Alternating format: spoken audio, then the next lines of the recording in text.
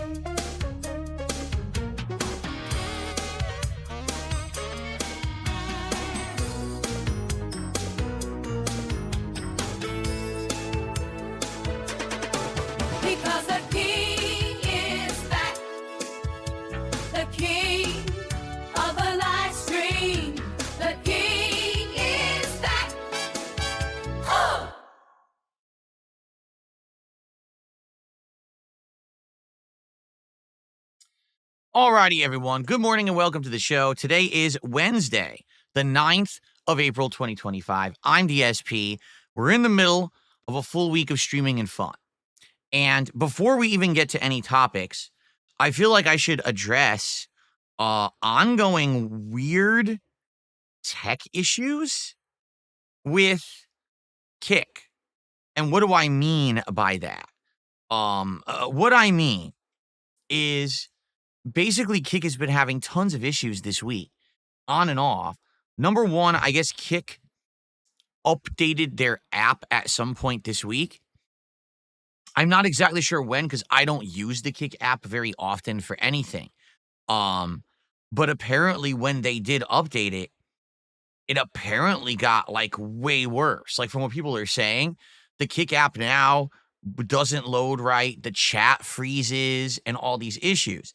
And I first noticed this a couple days ago when the Kick chat was like lagging and freezing for me. And I would have to like refresh the chat on my laptop to get it to show up again. And then people would go away for 5-10 minutes and all of a sudden come back and be like, hey, is this working? And I'm like, well, what's going on? So it's frustrating because obviously I'm dual streaming. And I like to have interaction with both audiences. And if the Kick, app / website / both keep having issues, that's going to be a problem. Kick right now is definitely one of the major focuses of mine. I've actually been doing quite well on Kick since I started streaming there. Being that I'm a dual streamer, I realized that the vast majority of my audience sticks on YouTube, right? They stuck around on YouTube and haven't really moved over to Kick. But regularly on Kick, I get between, say, 50 to 100 viewers. The sweet spot's usually like 60, 70. It depends on what I'm doing. But the profitability's been great. People over there are generous, and every once in a while we get someone gifting a whole bunch of subs, and it helps the business and my streams a ton. So it's a no-brainer that I keep dual streaming. Like I definitely have had a big increase in support since I started streaming on Kick back in October. But definitely this is tech issue has been messing stuff up. Like last night, I went to start streaming last night, the Pirate Yakuza stream. I couldn't even use Kick. I went to like refresh my dashboard. The whole thing locked up and logged me out. Then as I was trying to log back in, the site was bouncing back errors. When I finally got logged back in, it wouldn't load again. And then finally, it took like 25 minutes and then it started working again. So all I can say is this. I don't know what's going on over there. Obviously, it's tech issues on the company side.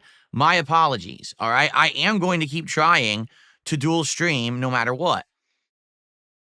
It does seem that the streams are working despite the fact that the chat is frequently malfunctioning and having issues.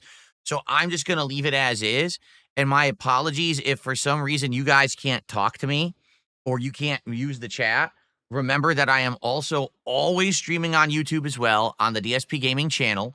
So if you're a viewer on Kick and it looks like Kick is dead or dying, you can come over to YouTube to watch the rest of the stream. And by the way, for the record, YouTube does have better quality, but at the same time, YouTube has ads enabled. So there is kind of a trade-off, right? On Kick, you get the lower quality stream, but you get, I would argue, a more active, better chat room and also no ads.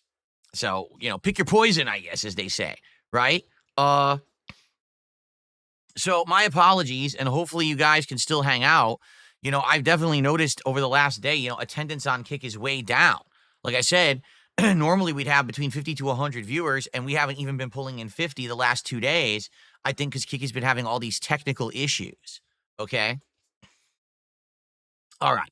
So anyway, now that that's out of the way, welcome to the show, everyone. We've got a few important topics to discuss today. The 3 topics are thus. Number 1, south of midnight, and what happened yesterday, why I'm handling it the way I am, and of course, I want your feedback. Number 2, the live unboxing and or testing of a brand new headset here on the podcast. I'm going to explain why I got a new headset, because it was needed. And we're going to see, the features and stuff, comparing it to my old headset. From what I've seen, this headset has what I want and actually should be a little bit more better for ease of use. But quality-wise, I don't know how it's going to sound. We won't know till tonight's late stream of Black Ops 6, where I'm going to test this with the surround sound for the very first time. So that'll be kind of interesting. Okay?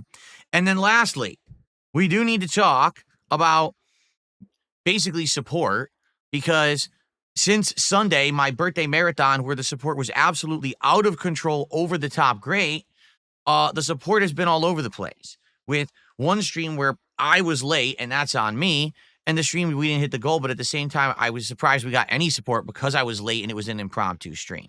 Then we had a stream that was regularly scheduled on Monday night, and we did hit the goal, which is great. But then yesterday, we had 2 streams where I barely even hit a third of my regular stream goals. So it's not disaster. It's not the end of the world at all. All right. I want you to understand that. But obviously, I like to figure out how we can get back on track. Today, we are getting back on track with the games and the streams that I'm doing. I hope that people will stick around and hang out and engage and support with today's content, because this is stuff that you guys like and have requested. People were actually very disappointed that I didn't play Atomfall on Monday. So now we're doing it today. We shuffled the schedule around so I could actually play it this week again. So hopefully that means it'll bring people back to the table who like Atomfall, right? And tonight with Black Ops 6, people were disappointed that I actually didn't play it last week. So we're bringing it back this week, not only with the brand new updates, because the game has an update for the next season, apparently new maps and stuff like that added to the game, but also it's going to serve tonight as an actual live testing of the new headphones. So it's like a dual stream for 2 different things, right? So I guess we'll see how it goes. All right. And go from there. But what I'm hoping is that today we can get back on track. So here's the deal. FYI, we are about to have another reward goal once we hit the next goal. All right. And what is it? Well, we already said this is something we had talked about doing a couple of weeks ago and hadn't had opportunity to do it because we kind of shuffled everything around. But it's going to be DSP tries at Little Caesars Pizza, where we're going to be doing an order of crazy bread, a pretzel pizza with, by the way, red sauce, because I'm aware you could get pretzel pizza with cheese sauce, and I don't want that. That sounds absolutely disgusting. And for the first time ever, I'm going to try a deep dish pizza that's Detroit style. I've never had Detroit style pizza before. So that's like a really cool episode of DSP Tries It, like a triple taste test of different things. The last time that I had Little Caesars Pizza, as you saw on yesterday's show, was in 2013, when all I did was try their hot and ready standard pizza, which I just thought was kind of meh. It wasn't great. It wasn't bad. I think I gave it a 2.5 out of 5, right? So it'll be interesting to try all this new stuff, okay? But we got to hit a goal to do it, and we were in position to do it all day yesterday, and we didn't. And I think the reason is because of the game selection, all right? But the thing is, you never know what's going to happen with certain games. You just don't. And yesterday was a new game release, So actually me playing South of Midnight yesterday, I didn't know how it was going to go. I didn't know if people were going to like it or dislike it. Well, now I know the answer. People absolutely disliked it. Abysmal. Like literally abysmal views, abysmal engagement, everyone complaining the entire time that we played the game, which was, shocked me. All right, because I'm gonna give you my honest take, and I'm going to give you a mini review for the 2.5 hours that I played it. All right, and I just feel like my opinion here is honest and unbiased. I hate to say it. I just feel like, sadly, today we have politicized everything in our lives, and that's unfortunate. And what I mean by that is the days of being able to just judge something at face value are long gone, because now everyone sits on the internet 24/7 in their own little circles of thought and belief and just listens to everyone in this white noise of horseshit, spewing nonsense about everything. This is bad. That is bad. This is corrupt. This is evil. This is wrong. This is twisted. This is fucked up. This and that. Instead of just saying, hey, why don't we just actually think for ourselves? And I think that's sad. And by the way, just so you know, I'm not here to say, hey, guess what? South of Midnight is an amazing, great game. That's not the point I'm about to make. The point I'm about to make is before I even booted the game, you had people who were shitting on it, who had never seen it, never played it, and only just listened to this bullshit discourse online, and they allow it to formulate their opinions for them, and that's fucking sad, pathetic, and it's bad because back in the day, when I started as a YouTuber, every single game that I played, I was able to say, guys, this is a DSP playthrough. What does that mean? It means that I'm going to judge it fairly at face value. It doesn't mean if it's a puzzle game, an action game, a platform game, a fighting game, a racing game, an RPG, a narrative-based visual novel. I could go on. It doesn't matter what game developer made it. It doesn't matter if it was an American-based developer, a European-based developer, a Japanese-based developer. None of this matters. I'm going to play this game and just be honest and transparent with my audience, with the thoughts about the game. So that way, based on what you know about me and my likes and dislikes, you can judge for yourself if you're going to like this game. And people really liked that about my playthroughs. They said Phil's playthroughs seem genuine and honest. He's not kissing butt because he's not taking a payout to do so, but he's also not a content creator that makes overly negative content just for the sake of being negative. He has nothing to benefit. He just is honest. And his honesty allows us to judge for ourselves whether or not we're going to play said game. People liked the fact that I would be the guy to go and buy every game, play it, would beat it within a few days, and give you my honest opinion, so that way I could save you a buck if it was a game that you weren't interested in after you figured out what I had to say.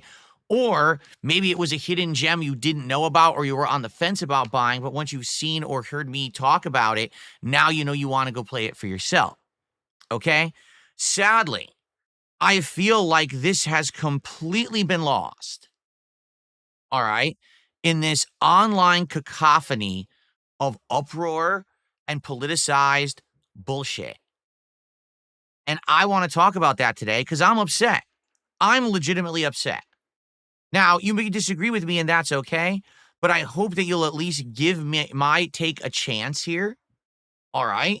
Because at this point, I don't want to have to judge what I do and play on my streams based on an angry mob of people on the internet screaming about a game, right? I don't want to miss out on stuff because everyone's saying it's bad. But then I play it and I'm like, but it ain't that bad, or maybe it's even good. No, it's bad. Why are you playing it? Stop playing it. You're terrible. Oh, I'm leaving. What the hell? You know, it actually upsets me. So we're going to talk about this today. All right. And I want you to understand where I'm coming from. And hopefully we can come to some kind of a consensus because in a situation like this, it doesn't matter what I do. I'm in the wrong, supposedly. If I play a game like that and everyone says, well, we don't like it, but I continue to play it, Phil, why are you forcing your audience to watch this game that no one wants? What an idiotic move. Don't you understand that you're streaming for an audience and you're not just playing this for yourself?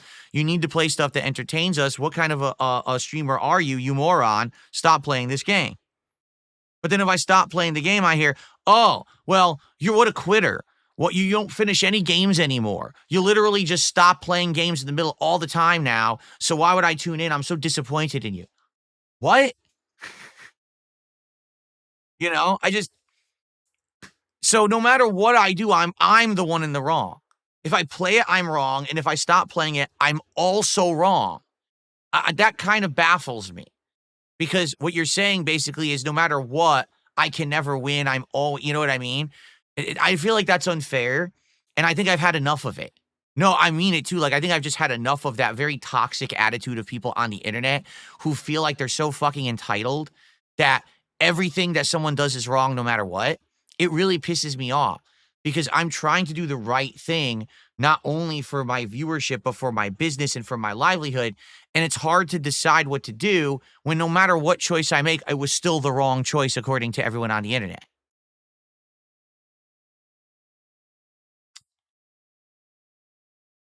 So let's talk about it. All right. Let's talk about it fairly and honestly and openly today, shall we? I would like to get this out in the open, flesh it out, because I want to know how to proceed.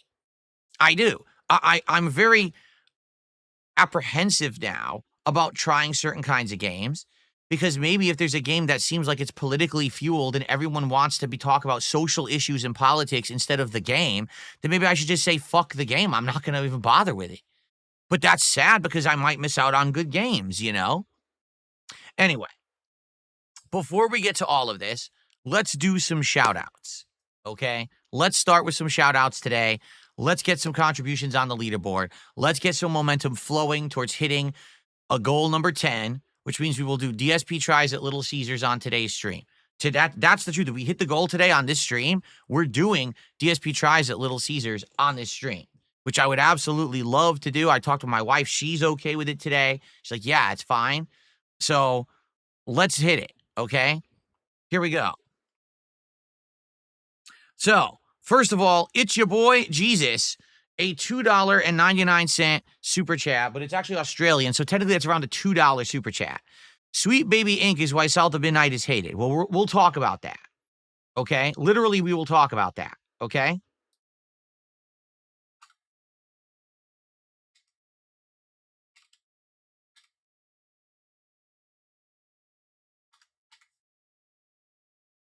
Thank you for this first super chat of the day. Let's take a look at tips. First tip of the day is a $5 tip from Flatman B. He says, hey, everyone, I hope that, hold on. I gotta clean the screen of my laptop. It's actually quite dirty. I should probably go grab a paper towel and some glass cleaner. But he says, hey, everyone, hope all is well. Jesus bless you all. Have a great day. Thank you to Flatman B. First tip of the day and a very positive message for everyone. Thank you, Flatman.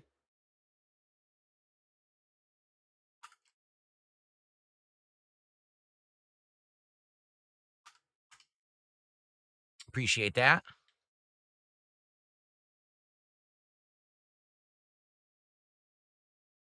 Alrighty, and then we've got a $2 tip.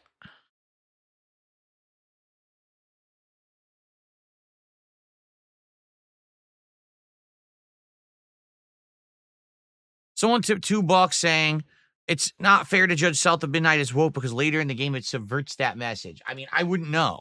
There's no way to know because I didn't get that far. I played 2.5 hours, and the insane amount of people literally complaining in my chat that I'm playing this game, like yelling at me, why are you playing this? This is boring. This game is awful. This game is woke. This game is Sweet Baby Inc. This game is racist. This game is blah, blah, blah, blah, blah.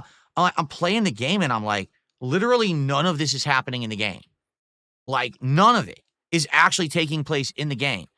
But everyone's just sitting there whining, and then we lost a bunch of viewers. Like, we started off that stream with a decent amount of viewership. And by the end, I didn't even have 200 total viewers. Everyone had tapped out and left because everyone was just whining about this game, saying that it was too woke and it was Sweet Baby Inc. and all that shit. And I really want to address this fairly today because at this point, I feel like, again, moving forward, I need to figure out how we're going to tackle these kind of issues and judge what kind of games to play. Like, to be honest with you, if I have to deal with this shit every time we play a game like this, then I just don't fucking want to bother with it. Like, I don't. I really don't. It's too much of a pain in the ass. I want to play games and judge them at face value and not have everyone screaming at me because I chose to play a certain game and you think that there's political shit tied to it or social shit or racial shit tied to it. I just want to play video games. Do you get it? Like, I shouldn't have to be torn into your discourse that you have created, or you got so inundated in this discourse that's online about said game because you just can't think for yourself. Because that's what it is. These people are getting into online hate mobs about fucking video games. You realize it's a fucking video game, right? You get that, right? You don't have to just sit there and be completely angry about shit all fucking day because someone online is screaming that there's politics in a video game when I'm playing the game and we're not even seeing that.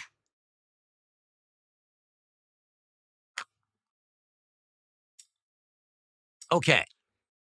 I received a $3 tip. My nose itches.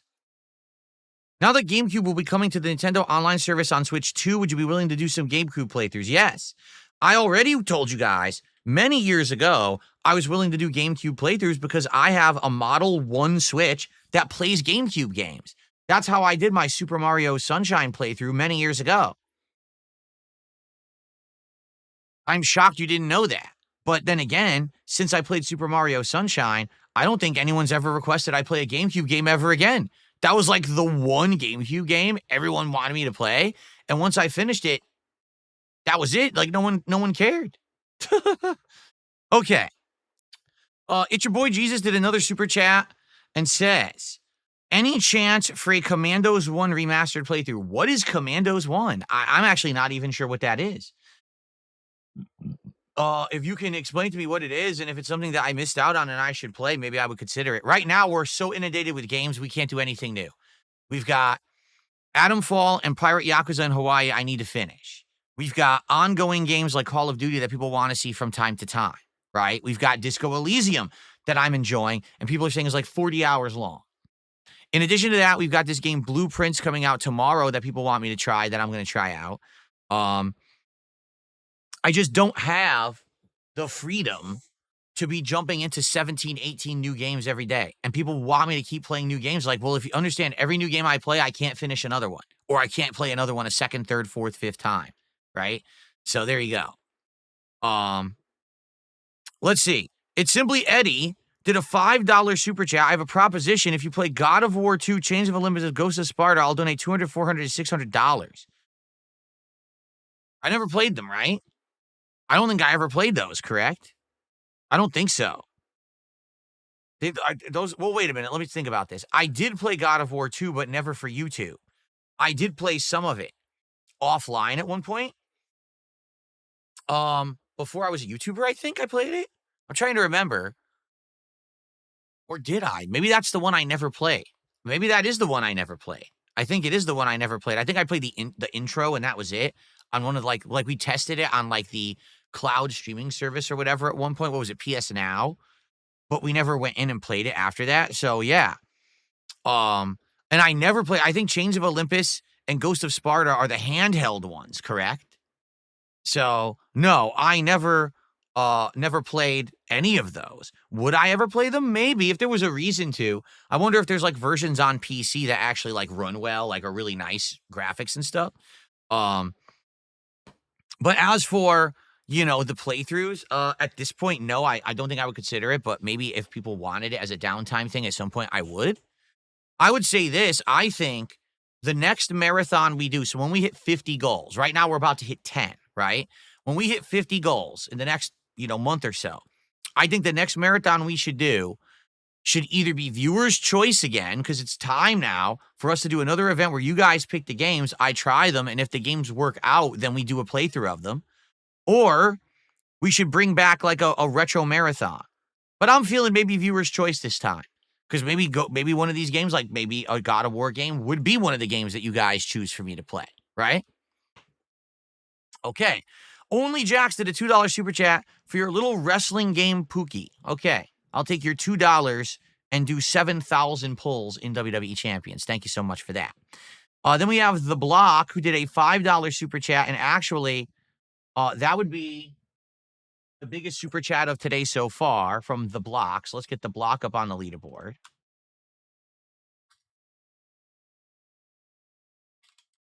And The Block says, I'd love to see a Luigi's Mansion playthrough on GameCube. It's short and sweet. Yeah, the only Luigi's Mansions I ever played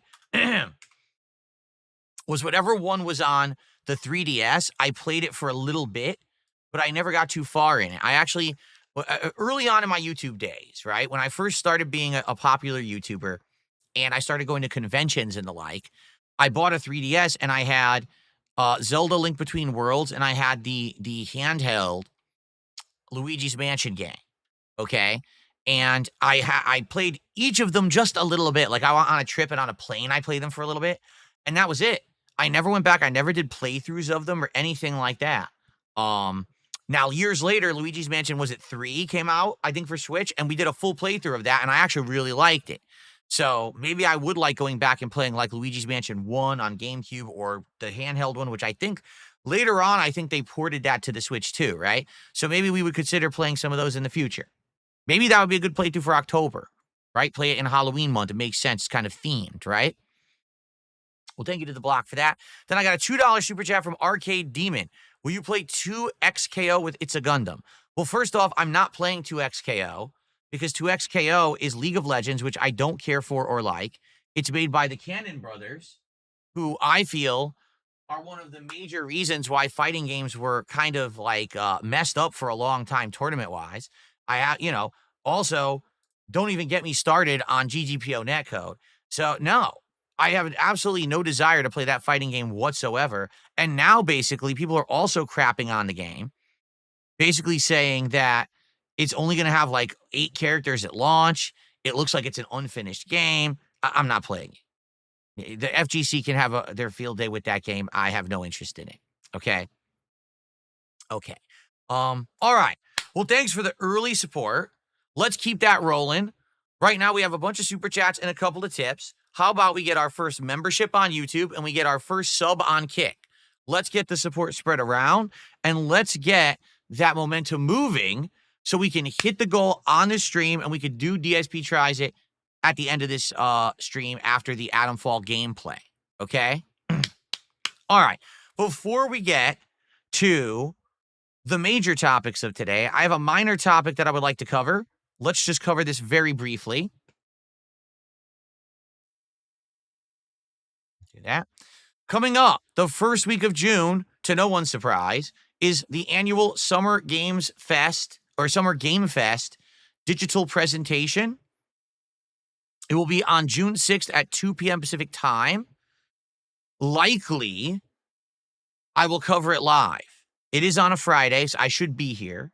All right. I will likely cover this live. It will probably be a bunch of announcements of new games and stuff like that. So probably you can see me. I'll probably do a live react to it. Okay. Because it is during my normal work day and all of that. So I likely would react to that. Okay. All right. But also, just a couple days after that, we've got the Xbox Game Showcase on Sunday, June 8th at 10 a.m. Pacific time, followed by the Outer Worlds 2 Direct, which is all about, guess what, the Outer Worlds 2. Will I cover this live? That's a tough question. That will be my day back from a break because, Saturdays are my day off. I'm considering it, but it means that I'd have to stream really early, and you guys would have to be here early because, usually my stream doesn't start till a little after 11. This would mean my stream would start like 9:30, and then you guys would have to be there at 10 so I could do the live react to Xbox Game Showcase, all right? So put these on the calendar. In fact, I'm going to put these on the calendar right now.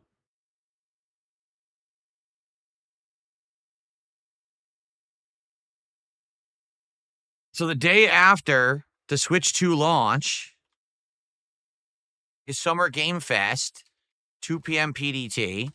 And then June 8th is Xbox Showcase, 10 a.m. PDT. Okay?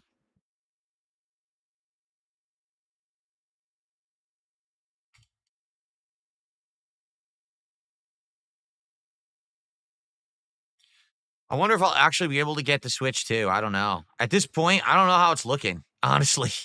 I guess we'll see. But anyway, there you go. So I just wanted to cover that early before we got into other topics. FYI, coming up in June, some important stuff in the world of gaming. All right? All right.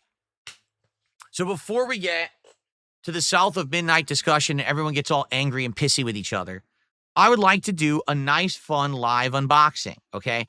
So here's the deal.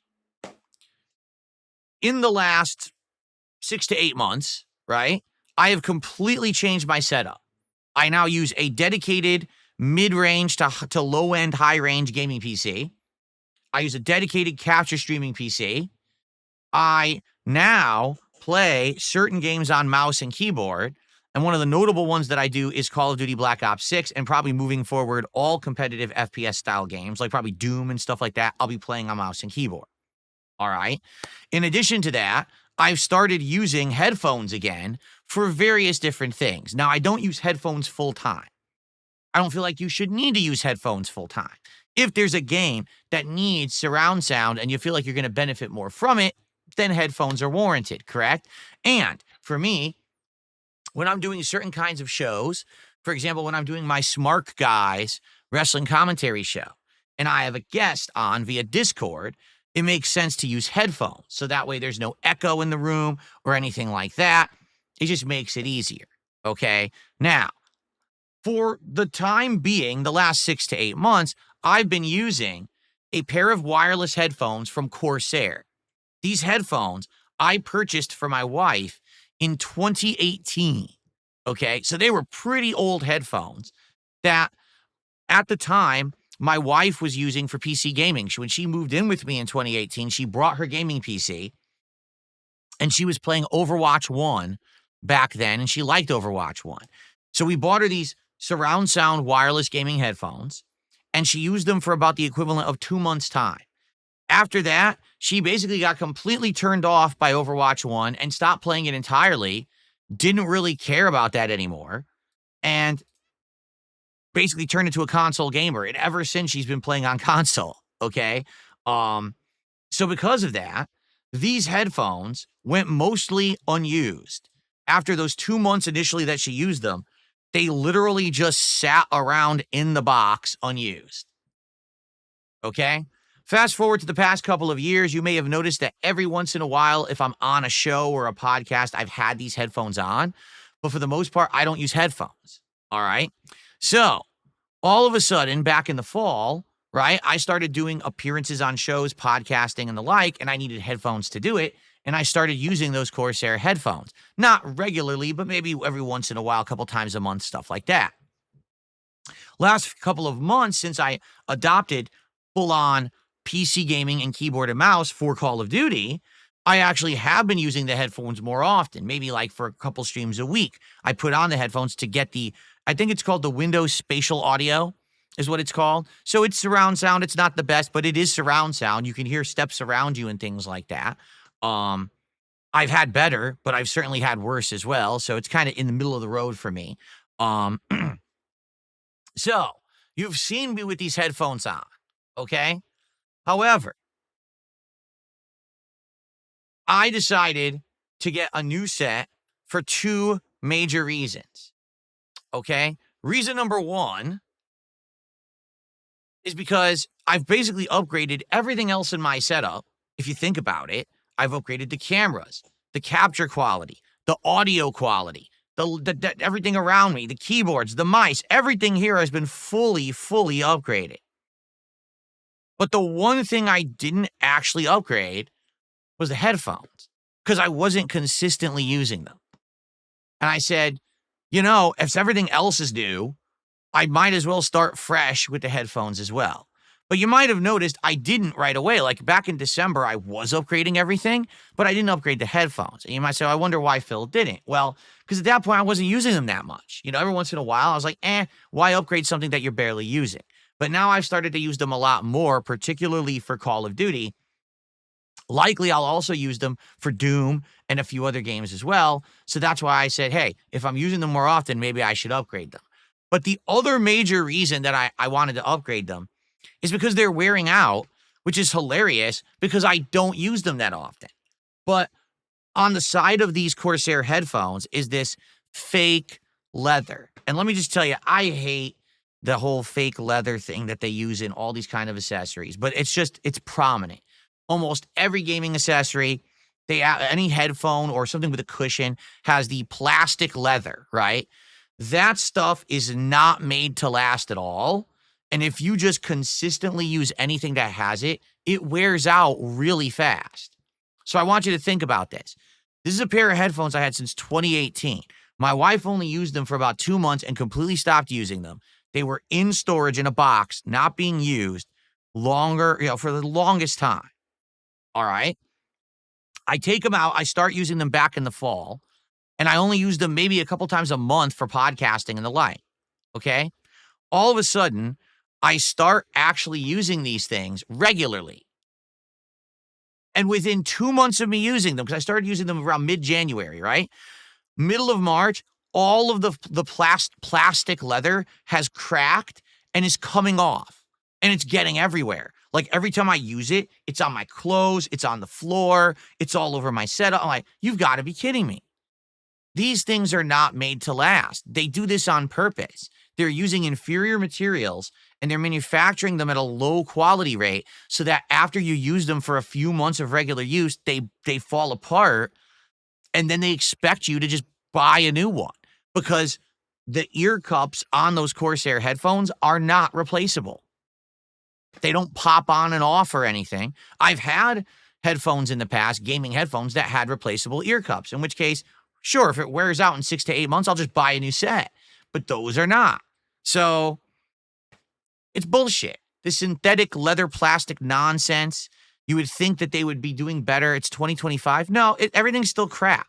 Okay? So anyway, since they were already falling apart, all right, and they were outdated and old, I said, let's just get some new headphones. So I did. And basically what I did is I was looking for wireless gaming headphones. I don't want a wire running across the floor here. These headphones don't use digital out anymore like they used to. They all used to use the optical audio out. None of them use that anymore. They're either using a headphone jack or they just use a wireless adapter. Okay. If you use a headphone jack, you don't get surround sound. You'll only get surround sound if you're using like a third party in between unit. And I did see one, like actually if you can believe it, remember Astro, the company I used to get the Astro A40s, they got bought out by Logitech. So Astro is now officially owned by Logitech, which is hilarious. And so you can buy Astro A50s or 40s, which are wireless, and they have their own surround sound hub thing you get with it. And they say, oh, this will sync with any console. And basically I was like, well, I could do this, but I don't really want to go that crazy. By the way, I'm literally never going to be using these with console because the only console I have right now is PS5 Pro. And if I do that, I'm probably not going to be playing competitive shooters on it or anything. I don't really need it for that. So I don't really need the crazy receiver and shit like I used to have back in the day. Okay.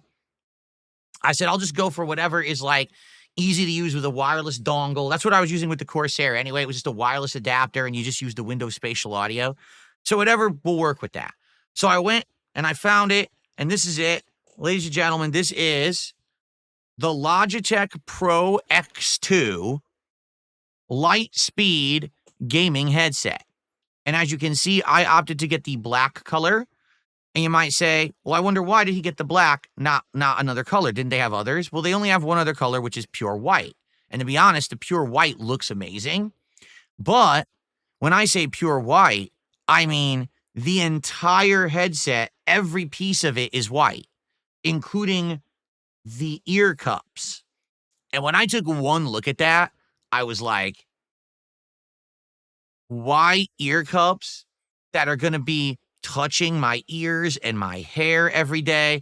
Dude, I'm going to be wearing those for like 2 months, and it's going to be completely gross.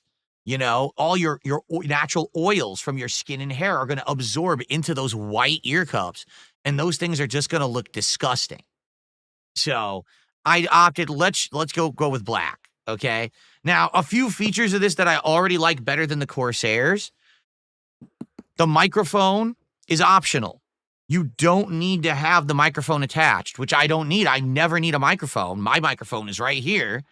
So I'm not going to have this stupid mic bouncing off or sticking up. With the Corsairs, I always had to have it like sticking up at an angle. It looked really stupid. So that's a great thing. It also looks like the actual ear cups are way more comfortable than the Corsairs. The Corsairs just never really fit right on my head. These look like they're a lot more comfy, which is good. But so we're going to try them out, all right?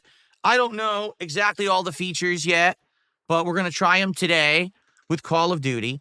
Supposedly, they're just plug and play. Like, you don't necessarily use their proprietary software. I think there is software you can get for these, but they're plug and play. You plug it in via USB, install general drivers, you use the Windows Spatial Audio, and there you go, all right? So, all right, here we go. Let's take a look at the Logitech Pro X2 Lightspeed headset. Let's unbox it live, shall we? So here we are. Let's go ahead and just open it up. It opens from the bottom. I have not opened this yet, so I don't even know what it looks like. So already they're telling me instructions on what the buttons are and everything on the thing.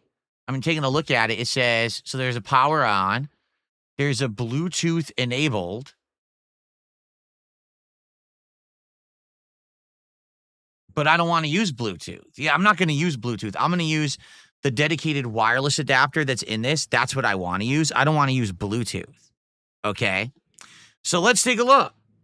Let's see what we've got. Let's take them out of the box, and we'll take a look at what else is in the box after the fact. But obviously, you know, the main event is the headphones themselves. So it's got a nice, soft, cushioned pleather band. Not real leather, of course, but pleather. Okay. And yes, pleather ear cups. However, I believe they are replaceable ear cups, but maybe I'm wrong. I thought they had said that they come off, but I'm not sure. Maybe they don't. Maybe they actually don't. I don't know. I thought that they did, but maybe not. Let's take a look here. Let's undo this one. Okay. Well, from what I'm seeing, first of all, do they extend in length at all? Yes, they do. Okay, so each side can extend in length to adjust to the size of your head. So that's good. All right.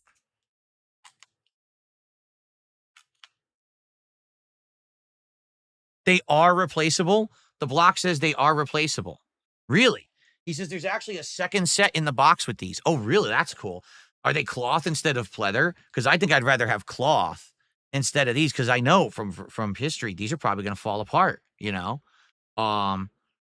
So, first of all, they got this plastic on the side. I'm just going to take that off. Shiny metal sides. Look at that. Super shiny. No RGBs on these guys, My Corsair did have RGBs that would sync with my Signal RGB program.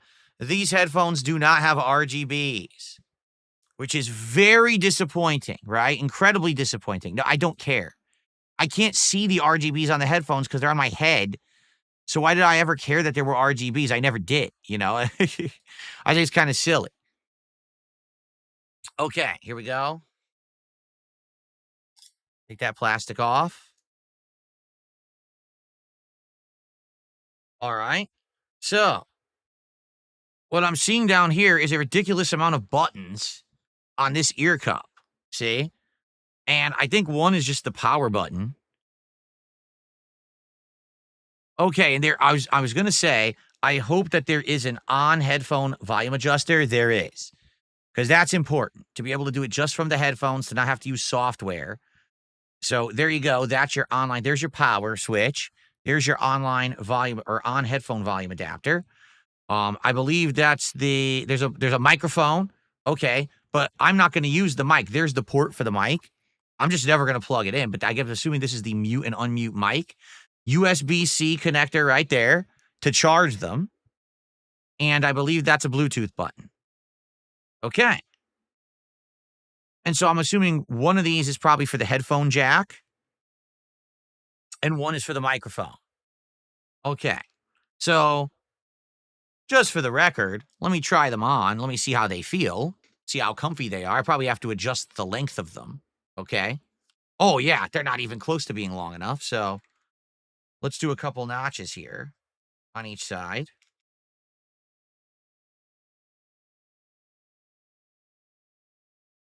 Still need a little more.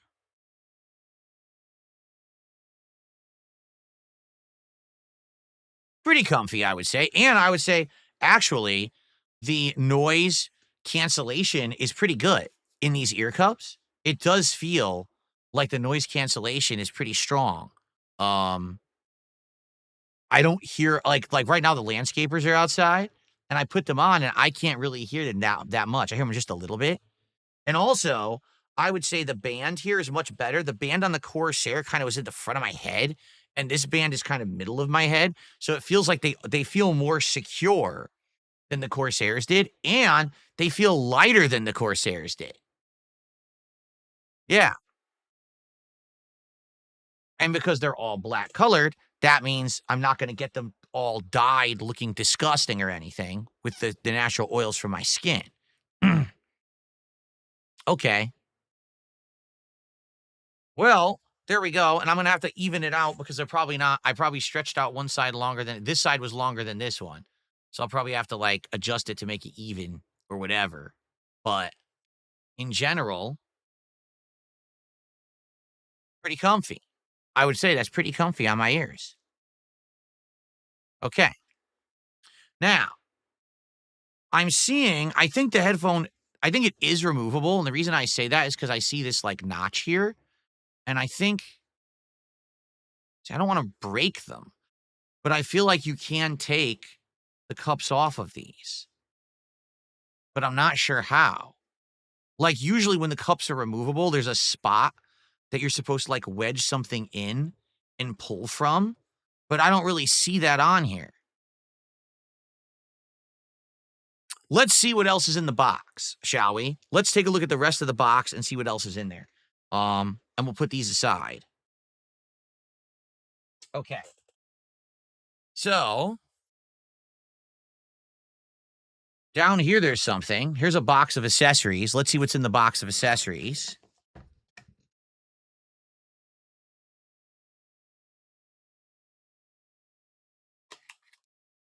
Looks like all the wires, maybe the wireless adapter. Let's find out.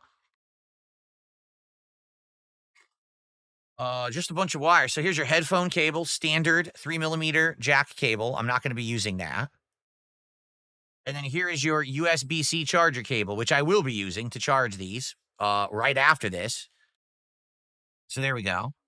That's how I'll charge them for tonight's late stream. So that's it. That's all that's in there. Just an empty box now. So 2 wires. Okay. There's an upper portion of the box here. See this? And I think that's it. Nothing else in here. No, this is all. I believe that's it. Maybe I'm wrong, though. Maybe there's something else in here. Let's find out. Oh, look. Oh, it's foam. It's what I wanted. It's foam instead of the pleather. Nice. That's exactly what I wanted. I wanted foam instead of pleather, and it has the foam. So, all right, this is great. I prefer foam instead of the fake leather, and that feels really comfy too. But here's the catch. I know from experience, if you replace the fake leather with this, it's more comfortable for the ear, but it's not as good for noise cancellation. Okay? So it's a swap, but it may be a swap that I like or don't like as much. I guess I'll have to look into it. And what it looks like is it goes around. Yeah, I can figure it out. All right. So now I know how to do it. What you got to do is you got to pull this from around the edge like this. Yep. There you go. And it comes right off. Ha ha. Look at that. Well, that's very nice. Let's do it. Let's replace it with the cloth. Very good. It'll probably be on the tricky side to get on there, though. Like, I might have to mess with it and stretch it out to actually get it on there.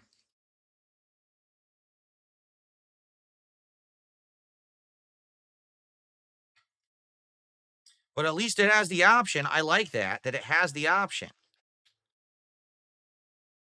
Well, this is going to be a pain. I'll probably do this later because this is probably going to take me a while to do. Seriously, like, to get this on is probably going to be a pain because you got to get it around the edge the way that you want. So,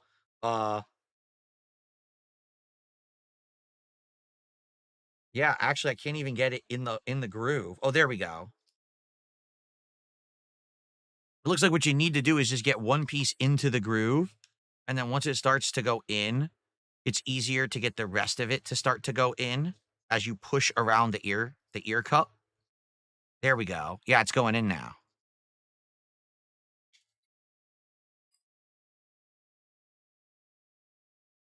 Interesting.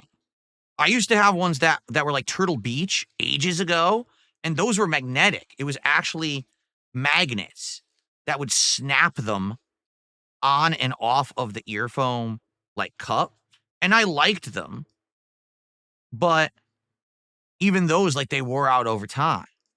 So even those weren't great. They were just like okay. Well, this is a pain. It's not easy to get on, to be frank. It is going on, but it is a pain. It's like fighting me. It doesn't want to go into the groove around the edge of the headphone nicely. You probably got to mess with it for a few minutes each ear cup to actually get it on there and get it to go into the hole perfectly. So, FYI, it's nice that it comes with it. Oh, there, I think I just got it to snap in. Oh, I did. Okay. So there, with just a little bit of manipulation, I did get it to, it almost like snapped into place with the rubberized edge. So there it is. There you go. But like I said, I guarantee you, let me get the other one on. It's not going to noise cancel as well. It's just not.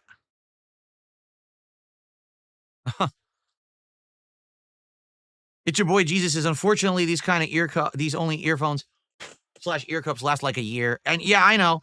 The thing is, luckily for me, I won't be using them constantly. You know, I'll be using these just for Call of Duty, maybe for Doom, and for podcasting, you know, having guests on my show, talking on Discord.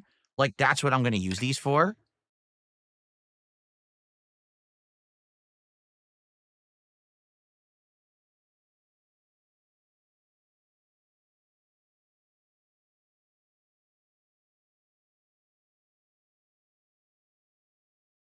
I'm trying to figure out left and right. Does it actually not say on the headphone itself left and right? It only said it on the ear cup. So how do I know I'm doing this right? Pfft, I actually don't. I don't know if I'm putting it on the right side or not. because I don't think it physically says on the earphone if it's a left or right earphone. That's not good.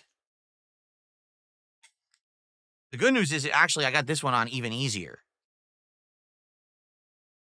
Yeah, I don't know if I did that right because I don't think it says left and right on the phones themselves.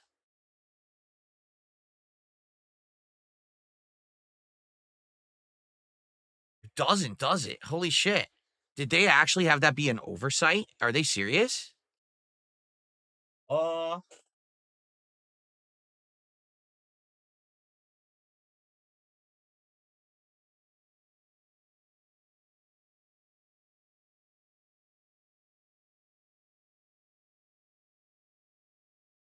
okay, I did it correctly. And the reason I know I did it correctly, it's showing on the diagram, the right headphone is the one with all the buttons. And the right headphone is the one with all the buttons. So I did do the ear cups correctly. So, yes. And then the microphone's supposed to come out the left side. See? So I did it right. Now, what does this sound like? Oh, I was 100% correct. Yup. There's way less noise cancellation with the softer ear cups. So that's your trade-off. If you want the softer cloth ear cups, it is comfier by far, but you need the pleather to stop the noise. So, I mean, pick your poison. Which do you want, right? What's more important, I guess? Comfort and not falling apart, because these won't fall apart as quickly either. That's the other thing. They should not fall apart as quickly, I don't think, right? Okay.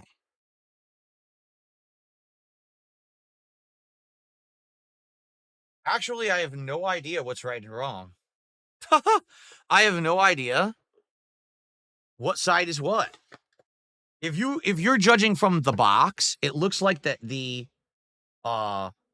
microphone should be coming out of the left side.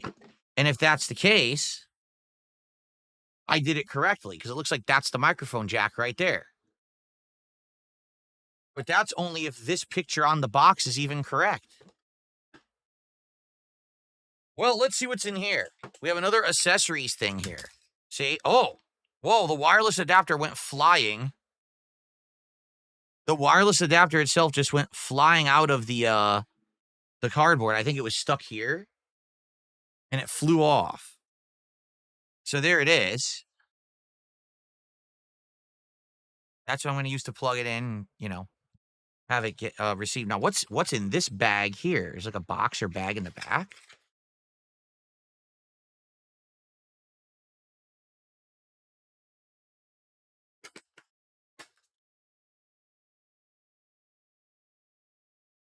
It's a storage bag. Well, that's useful. Okay, that's good. A storage bag. On this tiny piece of paper here, I think it's trying to explain some stuff about how to like replace stuff. Yeah, it shows how to replace the headphone cover. It's so tiny, I can't even read it. I would need to get like my glasses to read this. It's so small.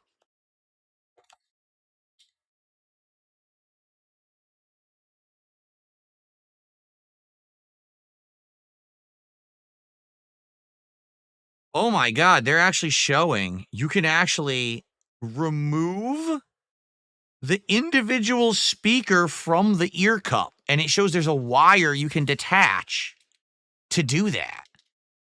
I don't know why you would want to do that. Maybe if like they were defective and you needed to return them for warranty, you would do that. But that's actually what they're showing is that you can actually unplug the internal ear cup, which is kind of a weird thing. I don't know why you would want to do that. Okay, so let's see what else we've got here. So I can already tell you this thing has a lot more stuff to it than the Corsair did with all the nice storage bag and all these accessories and everything. So there is yes, there it is. There is the microphone that you would plug into them. So let's take a look. If this, my hair's all screwed up now, of course. If they were to plug in, this would plug in right here, I believe. Wait, or not. I can't tell. There's 2 jacks. There's literally 2 jacks on them. One jack is in one head cup and one jack's in the other head cup. How do you know which one is supposed to be? Oh, guess what? I did do the ear cups wrong because this is the mic and the mic goes like this. There you go. And so that has to go in the front. So I did put the ear cups on backwards. Great. I do like that there's a storage bag. I'm going to use that storage bag for them. So that way they're not just sitting out. Okay, let me try to get some of this stuff away.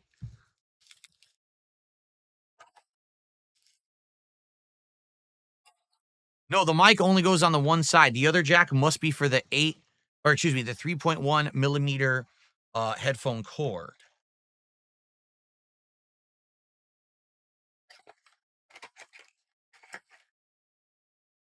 I'll deal with all this later.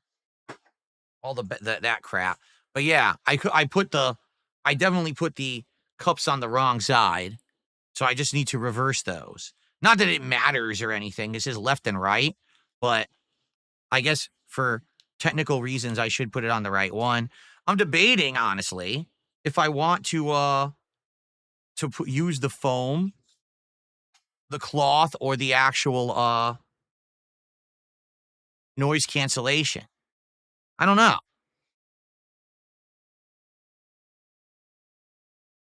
So that's left. But here's the thing. I don't want that microphone. I'm not going to use that microphone.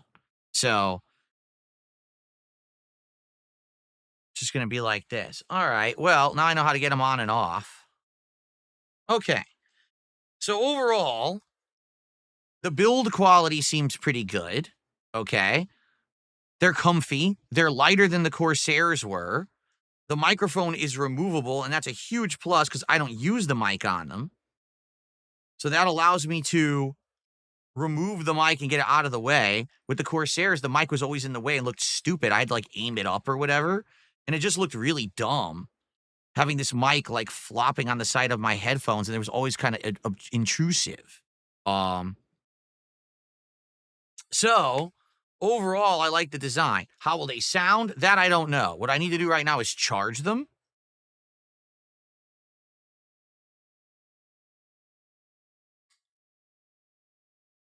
Oh, there we go. Come on, get on there. Yeah, I need to charge them so that I can try them for Call of Duty tonight. And hopefully, they're just as easy to use as the Corsair were, where it's plug and play, and probably Windows will detect that they can do surround sound, Windows spatial audio. And so I can get that for Call of Duty tonight. If not, I don't know, because it does say, oh, you could use Logitech Hub or whatever. And here's the problem with Logitech Hub. It works. Like I have Logitech Hub, and it actually would work with my keyboard and mouse too, because everything here I have is Logitech now. The problem is Logitech Hub actually has a conflict with Signal RGB, which is my RGB program. So basically, if I use Logitech Hub for anything, my RGBs are all screwed up in my office. Come on, get in there. There we are. Okay, got it in. So I honestly don't know if I want to use Logitech Hub, and I actually don't know if it would do anything better or different with the audio quality than that. So people are saying, what was the price? I think it was like $220 on Amazon. Yeah, something like that. Because the one that had the Astro wireless ones, that came with the whole surround adapter device thing, were more expensive. They were almost $300. But I was like, I probably don't want to use that thing. I probably just want to have ones I could just plug in and use without having all that rigmarole. So I got these. There we go. The Apple AirPods. Yeah, right. You want to talk about wasting money? Buying anything Apple is a pure waste of money. I'm sorry. I'm someone who had Apple for over a decade. I had an iPad. I had multiple iPhones. Man, am I glad that I'm out of that. That just seemed to me like it was a complete an utter waste of money. I mean, listen, Apple for ease of use is nice because their operating system is quite simple and all of that. But basically, when they started really overcharging for everything, I got very skeptical. And I was like, I don't think I really want to be part of this Apple cultish tech family anymore. And my wife convinced me. She says, no, I've had, Android, for a long time. And I've always liked Android, and it's cheaper and the features are nice. And so we did. We converted to Android, and I like Droid. I like Droid devices. So I'm glad that we swapped, quite frankly. I feel like Apple is just, they're trying to charge you this premium price for something that you're really not getting much or anything out of. All right. So they feel comfy. I like the fact that you have bonus ear cups. I will save these. I like the fact that it comes with a bag.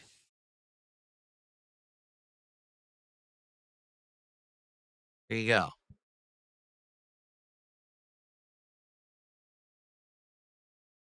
So that's nice for storage. What I'm going to do, right now I'm going to go plug it in so that they can charge. And then tonight we're going to use them for the first time ever with Call of Duty. So let's do that. Okay. So I will be using those for the first time ever. All right. Tonight on my late stream around 6:45, 7 p.m. Pacific time here on DSP Gaming and on K. I'll be playing Black Ops 6, the new season, whatever the new maps or whatever are, and I'll be testing those out. So I will let you guys know later on. Right now they are charging via USB-C, okay? And it'll be an interesting live demo. I'm hoping that they sound as good as the Corsairs. And quite frankly, I think they're going to be more comfy than the Corsairs were, because the Corsairs just weren't that comfy. They were just okay. But those seem like they're going to be more comfy and probably have better noise isolation as well. So let's hope that they're good. Live test tonight. Okay? Cool. I know people are going to say, what did you think? And, what's your opinion on them after you bought them? So you get them on Amazon right now. Those are the PROX2 Lightspeed headphones. You get them on Amazon right now for a little over $200, at least in the US. I don't know about internationally, but in the US, they're about $220. And, hopefully they're good, and I'll let you know. Cool. All right. So my last topic for today, and by the way, I have nothing else to shout out. No one else has contributed. Again, guys, the goal here today is to hit the goal for the first time in 2 days, to get it by the end of this stream, and then we can do DSP tries at Little Caesars, 3 different kinds of things: crazy bread, pretzel pizza, and deep dish Detroit style. Okay?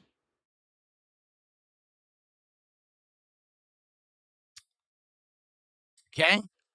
All right.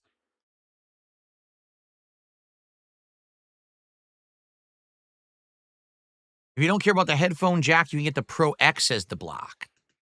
What's the difference? You're saying there's a Pro X and a Pro X2, and the difference with the Pro X2 is a headphone jack? Oh, I didn't know about that. On Amazon, I didn't see Pro X. I only saw Pro X2, so that's what I got. Okay. All right. We have one more topic to talk about today, guys. I want to tell you about what happened yesterday in regards to me playing South of Midnight, which I'm going to be honest with you guys, I'm not happy about what happened. I want to discuss it because I want to know moving forward what to do with certain kinds of games. I don't want to have to write certain games off, but at the same time, I feel like what happened yesterday was completely ridiculous. All right. So let's do it. Oh, by the way, Ian S became a member. That's a first member of the day. My hair, look at this now. My hair was fine. I put the headphones on, and now my hair is going to stick up and look stupid. Thank you, Ian, for the membership.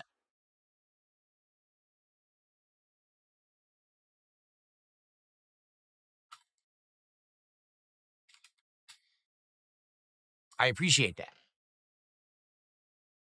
So now we're 31. Thank you, Ian. And I received a $2 tip. Do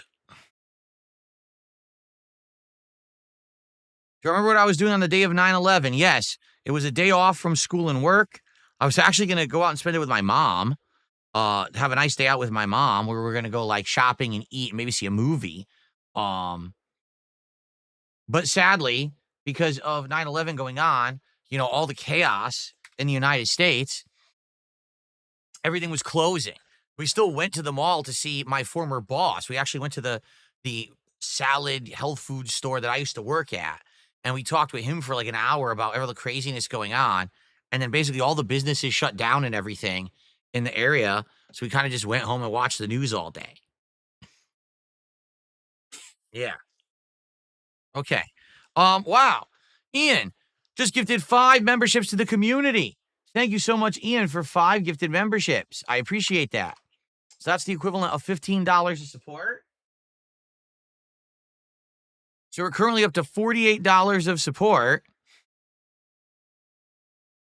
and climbing. Thank you so much, Ian. So now we're about a third of the way to the goal. How about this, guys? By the end of the podcast, let's get to 100. That way we only got to get 50 more during Atom Fall, and we could do DSP tries it. We can lock it in and finally do it. Let's do it. Okay?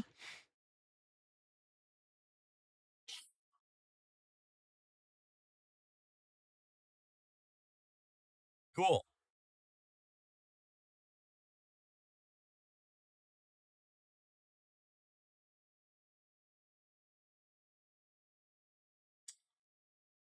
All right, let me refill my water, and then we're going to talk about this South of Midnight issue, okay? Here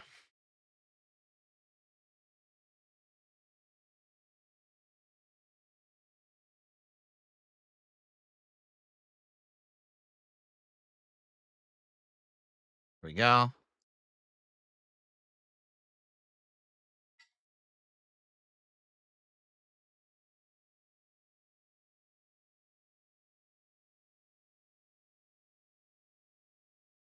All right, ready? All right, here we go. Folks, we need to talk about the future of games and playthroughs on this channel because yesterday I tried out a game that was on Game Pass, a game that we had actually seen many months ago, first advertised. I don't know if it was either during the Game Awards or Summer Game Fest last year, whenever it was, okay? But it was a game that had an actual unique visual style and a game that kind of threw together elements from games of yesteryear. It's called South of Midnight. It came out on Game Pass yesterday. It came out a little bit earlier the week before for those who paid extra. And I'll be transparent with all of you here. I hate that practice. I don't like the idea that a game is going to be on Game Pass on Tuesday, but if you pay extra money, you can play it a few days early. Then what's the point of the Game Pass system, right? Like the whole idea is supposed to be to have like a simultaneous release and everyone gets it the same time. Not, some elitist group that decided to pay a few bucks extra gets it early. Because ultimately then what happens is they give out the game codes to people who they want to promote their game for free. And the games are already out, and people already know everything about them. So kind of the hype of playing the game on release day gets blown away. You know what I'm saying? And that's annoying. So anyway, this game looked unique, at least to me, in the art style because it's a stop motion animation style that really isn't. Like you can play it without the stop motion and then it looks just like a 60 frames per second game. But you could also have this stop motion effect where it looks like almost the characters are similar to the art style that I would say of the Spider-Verse movies, right? How they purposefully lowered the frame rate to make it look more artistic. So I told everyone I was going to give this game a fair shake. I was going to play it on its release day via Game Pass, see what it was like, tell you my honest opinion, my honest thoughts, and judge based on that if it was a game that I wanted to keep in my rotation and actually do a full playthrough of, or if it would just be a one-try demo, and then we would move on. All right? And to be fair, okay, that's exactly how I approached it. I did not allow myself to be influenced and have any preconceived notions about this game based on the online political sphere that goes around gaming today. I am well aware that in 2025, everything has to be politicized. Everything has to be either left or right, conservative or liberal, 100% left pushing, 100% right pushing, to the point where everyone's always at each other's throats. And if you even hear an inkling of, oh my God, did you know that there's a trans character in our game? That all of a sudden the entire world has to go crazy, right? Did you hear that Sweet Baby Inc. had involvement with this game? Did you hear that there is a minority as the protagonist of this game? And immediately that has to be the entire discourse. Anytime that you have one of these things as a part of a game now, that literally makes the entire discourse up online. And what you start to hear is all those things becoming the center focus, and you don't hear anyone say, hey, what does the game play like? Hey, what are the game mechanics like? How are the controls? How's the music? What about the art design? Is the game fun to play? You hear none of that. None. It just like disappears. Like all those factors of if a game is good or bad just go right out the window. Okay? And I'm going to be honest, that pisses me off. Because me as a gamer, a 17-year YouTube veteran, when I play a game, it doesn't matter what the game is. I try to approach it with no preconceived notions at all. Even though I may know that there's all this discourse around it. For example, I played Dragon Age, what was it called? The Veilguard, back in the fall. And I well knew that there was going to be political discourse in the game because people had already talked about it, pulling a barf and all of that. And I said, you know what? I'm just going to attempt to play it at face value. And I think I played it, I want to say 12 to 15 hours. And I got so bored, I dropped it. I didn't drop it because of politics. I didn't drop it because it was too liberal. I dropped it because it was boring. Like I was 15 hours in and I didn't even know what I was even doing. I was like, why are we doing these missions? What's the point? Everything seems like busy work, side work, boring gameplay. Why are we playing this crap? That's why I dropped it. Recently, I played Assassin's Creed Shadows. And I'm well aware that a major focus of discourse around AC Shadows is that one of the protagonists is a female ninja, which isn't representative of the culture, and other protagonist is a black samurai who certainly is not representative of the Japanese culture. And everyone was up in arms about that. But I played the game and I dropped it after 9 hours. Why? Because the game was boring. Not because of the political problems around it, but because the game at face value was not fun to play. So I said, I'm not going to continue to play it. That should be the basis on which we judge whether or not we're going to play video games. You know, take a look at The Last of Us 2, which I feel was almost the catalyst of all of this back in 2020. Okay? A game where it's revealed that Ellie is gay. It's revealed that there's another character that's almost like a very manly woman in Abby. And they decide to kill the strong male lead, Joel, off within the first couple of hours of the game as almost to piss you off if you liked him as a character in the first game. And all the discourse around that game was around that stuff. For me, I was able to play the game in full, and I was able to recognize the things about the game that were great, like the graphics and the gameplay elements, but I was also able to observe the things that were not so great, like the plot not only being almost misery porn at times, but also being one of the worst paced, worst written plots I'd ever experienced in a narrative-based video game. So I was able to actually observe factual issues with the game while everyone else was screaming politics, politics, politics. That wasn't my problem with it. Okay? So now let's fast forward back to today, or I should say yesterday, okay, with South of Midnight. All right? So I start playing this game, and immediately there's a few graphical issues. I can't decide if I want to leave the stop motion on or off or whatever. But once we get into it, right, what is South of Midnight? So it's a game based in the deep south of the United States, the Bayou, Louisiana country, basically. And it has that kind of southern cultural influence. The music is completely unique to that region of the country. The atmosphere, the design, you're basically in a swamp, on a river, a bayou, whatever you want to call it. The gameplay. The gameplay is incredibly reminiscent of classic action platformers. Think Sly Cooper, Ratchet and Clank, Prince of Persia. If you were to take those three games and slap them together into one, that's probably the best way to describe the gameplay of South of Midnight. Okay? For some people, that might be amazing. You might be like, whoa, wait, what? It's like a callback to those classic games? Absolutely it is. Every time you fight enemies, you're essentially in an enemy arena room, just like they used to do in those games. You're isolated to the room fighting groups of enemies in waves. Whenever you're platforming, you got jumping, double jumping, hovering, wall running, platforming, grabbing ledges, all the kind of stuff that you would have been used to from those old games. Okay? So, that's awesome if you like the classic style, okay? The game has a beautiful art design. That's kind of a unique thing. It does kind of look like almost almost claymation animation, but it has its own unique style in the visuals, okay? The plot, well, I'll be honest, 2.5 hours in, the plot is pretty silly where the girl is chasing her house that's getting swept away in a flood. How does she expect to save the house or stop it from being washed away? I have no idea. But then she starts running into mythical creatures, getting powers and magic and stuff. So, it's a fantasy storyline. It's not to be taken seriously. You got to suspend your disbelief. But if you do that, it seems like you can enjoy the plot. And already, like the first major dungeon area is basically a guy who got turned into a giant tree.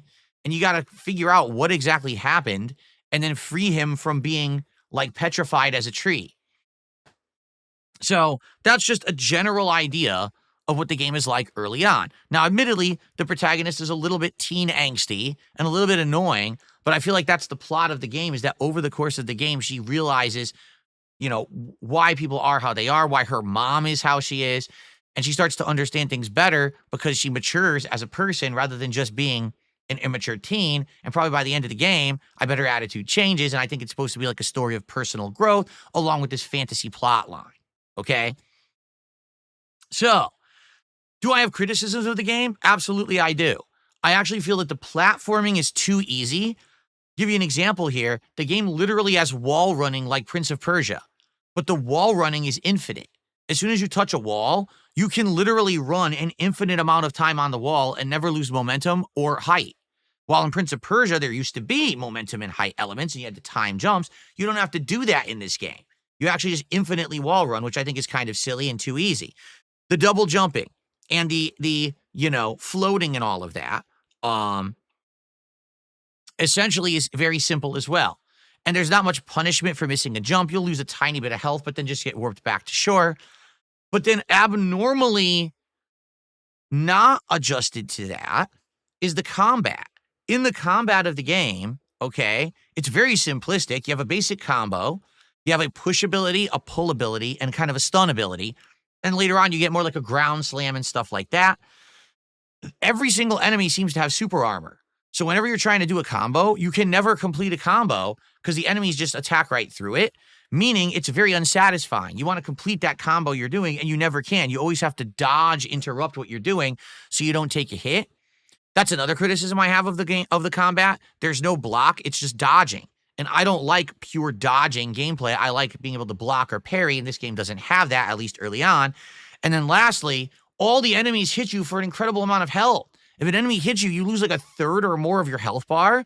So if you're attacking 3 or more enemies at once, if one gets behind you, you just die. The other silly thing about it is, even though the combat is kind of annoying and challenging, if you just lose, it just starts the arena over anyway. So it's not like there's any risk reward. If you just die, you have to start over. So are there things about the game that are valid criticisms? Yes, for sure. But in general, the enjoyment of the game comes from exploring the world, from enjoying the visuals, the music, the atmosphere, and the story. I would argue that kind of some of the platforming and the combat particularly are in there to say it's a game, and they easily could have not even been in there, but then people would have complained that there's not enough gameplay elements. So for what I was doing yesterday, all right, I was enjoying the game, really. And if you say, well, was the game woke? No, not at all. Some people just don't understand what woke means. Was the game trying to shove social issues, stereotypes, political values, cultural things down your throat. No, not at all. It's literally the story of a girl and her mother who don't really get along. The house gets swept away. The girl goes into the woods, starts getting powers, and then that's it. Like, there's nothing at all woke about the game in the first 2.5 hours. Now, maybe later on there is. But for the part that I was playing, there was absolutely nothing whatsoever woke about the game. Zero. So anyone who says that is a fucking liar. I don't actually care what your take is, because your take is fucking wrong. The game's not woke in the first 2 to 3 hours. You're just lying. You want it to be woke so you can join an online hate mob in crapping on this game, but there's nothing woke. Just because the protagonist is black doesn't make the game woke, you incredible fucking racists. Okay? Sorry, but I have to say it. All right? Really, I'm not going to put up with this bullshit. Just because it involves a certain culture doesn't make it woke. You don't even know what woke fucking means if that's what you think. You're a moron. You've bastardized the term for your own racist purposes. And I'm not going to have it. I'm not going to let anyone tell me that this game is woke at the beginning. It's not. All right? You're wrong. You're just fucking factually wrong. Deal with it. Okay? So as I'm playing this game yesterday, okay? I'm trying to enjoy it at face value. I'm trying to factually describe what I'm seeing in the game, give you my opinions about the gameplay elements, the art, the music, and everything. And I'm actually enjoying quite a lot about the game. I'm liking the music, right? I'm liking the art design. The story's kind of out there, but I'm like, if you suspend your disbelief, maybe the story will actually get good. In reality, the only real complaint I had is the combat wasn't very satisfying. But maybe the combat would get better the more you level up later in the game. I don't know, okay? So as I'm playing the game, here's what happens. We go from 300 to 400 viewers, all right, to down to only less than 200 viewers, and that's combined between YouTube and Kick. And when I'm asking people, well, what's the problem? Oh, this game is woke. Why are you playing it? This game is so woke. Sweet Baby Inc. Sweet Baby Inc. Look, it's a black female protagonist. How woke?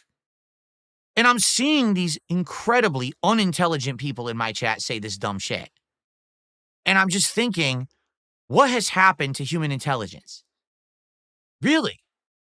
Why is it that you are so, if you're one of these people who joins these hate mobs, all right, what is it that you just want to be told what to think and do rather than have an independent thought in your head? Is life really that difficult that you just need to be led around like a sheep? Like there's the herder is leading you. Follow me. The Pied Piper plays the pipe and you just got to believe everything you're told. What is wrong with you? Because I'm not even kidding. Right now, people in chat are saying shit like, well, what about this game developer of the game who went on X and said white male gamers were a mistake? Was that in the game? Was I playing the game and all of a sudden on a big billboard in the game, it pops up and it said, white male gamers are a mistake? Did that happen when I was playing South of Midnight yesterday? Well, if it didn't happen, then what the fuck are you talking about? If it's not in the game, it's not part of the game. You need to stop being influenced by people online and stop getting rabble-roused by people who tell you how to think and act. I don't give two fucks what anyone who made the game said on X. What I care about is if the game is good. That's it. That's the only concern I have right now as I'm playing a video game. Is this game good? If it's good, I judge it on its own merits. If it's bad, I also judge it on those merits. But I don't give a fuck about all the white noise all throughout the social media sphere of the internet that Sweet Baby Inc. was involved and this guy said this on X. I don't give a fuck. You want to know why? Because I have a brain between these two fucking fingers that I'm pointing right now that can think for itself and judge for itself. I don't need to be told what to think or do. I don't need to have an uproar about something before I do anything with it. I can judge something by its own merits because I have intelligence. I recommend that you all focus on what's in here rather than what's out there. You're going to get a much better experience out of life when you stop letting all of those big people screaming on the internet on their soapboxes tell you how to think and act. Okay? So, personally, I didn't dislike South of Midnight. There were things about it that I criticized that I thought could have been better, but overall, it felt like a throwback action platformer. It had unique art design. I liked the music, and the plot was getting interesting. But as I'm playing the game, my chats on both YouTube and Kick are telling me this game is bad, this game is woke, this game is DEI slop. Why are you playing it? Stop. And then they would yell at me and then they would leave. I'm not kidding you. As I started playing the game, again, we lost 200 viewers and I received one super chat and one tip during playing. Everyone else had contributed during the podcast and everyone else said, I'm not supporting this game. It wasn't, I'm not supporting Phil. People support Phil. Because guess what? Phil just had a birthday that was one of the highest grossing events I've ever done. The week before, I had an amazing stream. I've been hitting my goals left, right, up, and down. It's not that people don't like me. It's that people had actual prejudice installed against this game. And when I was trying to tell you during the stream to ignore the white noise and let's judge the game on its own merits, you want to know what in general my audience told me? No, we're not willing to do that. We'd much rather just be a mob, an angry group of people on the internet screaming at the game because we were told to. That is one of the worst mentalities you can have in life. And you're going to find yourself getting not only into trouble, you're going to find yourself completely being shut off to lines of inquiry, lines of enjoyment, and just in general, intelligent lines of thought if you just let people lead you the fuck around forever. Do you understand that? I hope you understand that. I guess not, because a lot of people, I guess, don't get that, all right? But I'm telling you right now, you have to stop.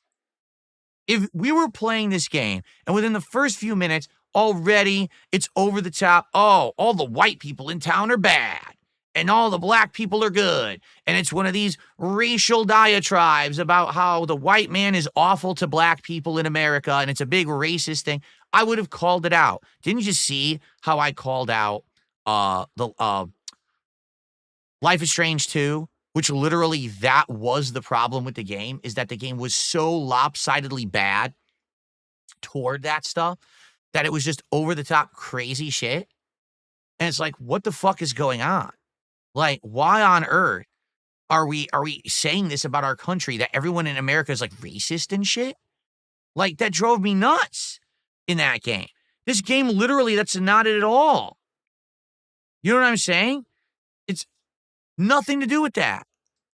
And again, you can argue, well, maybe there's some people who worked on the game who you don't like for personal reasons. Maybe they went on X, they said nasty stuff. I'm playing the game and judging it for what the game is. All right? This is the equivalent, no exaggeration. This is the equivalent of people who don't like J.K. Rowling because J.K. Rowling says certain things about trans people. So because you don't like what J.K. Rowling says about trans people, you go and you protest the Hogwarts Legacy game. You shouldn't play it. Cancel the game. It's absolutely awful. Now, if you actually play the game, you would know that the people who make the game don't even agree with the things that J.K. Rowling said about trans people. And actually, there's a trans character in the game who's one of the major characters of the game that's a positive character, portrayed in a very positive way. It's not shoved down your throat. It's actually done in a tasteful way. But the people who protested that game were so dumb, they didn't play the game. So they wouldn't even know that because they were so up their own ass, anti-J.K. Rowling, big angry mob on the internet, that all they wanted to do was crap on the game without actually knowing what it was. All right? This case right here with South of Midnight is completely the flip side of the situation, where instead of people being angry at J.K. Rowling saying things that could be considered conservative and anti-trans, they're angry that people online who made the game, I guess, said liberal things, anti-conservative things on X and shit. So now this game is bad. You're doing the same thing. Don't you get it? If you can tell me you don't like South of Midnight because the gameplay sucks, because you don't like the graphics, the music annoys you, or there's a gameplay element that's annoying, the plot is poorly written, stuff like that, I would say, fair enough. At least you gave it a shot. At least you judged for its own merits, okay? But people just aren't doing this anymore. And this is actually pissing me off, because how can I play games and cover them for you if every game that I play now, apparently I'm supposed to do endless research about the people who made it and what they said on social media and what consultation companies were hired to make the game? I don't give a fuck if Sweet Baby Inc. was employed to make this game or not. All I care about is if the game is good. All right? From the 2.5 hours that I played yesterday of South of Midnight, overall, I enjoyed my time with the game. I enjoyed the more throwback aspect of the gameplay. I thought the music was quite entertaining and was good. And I thought that the plot was actually getting more interesting. The problem was, by the end of the stream, I couldn't even focus on the game anymore because my entire audience left me. They just nonstop complained in both chats about the game being too woke, which isn't even true. And then they refused to support the stream, telling me I'm not going to support this game. Not even, oh, well, Phil, I don't support you. It's, you're fine, but we don't like this game. Play something else. Do you see the problem here? Do you get it?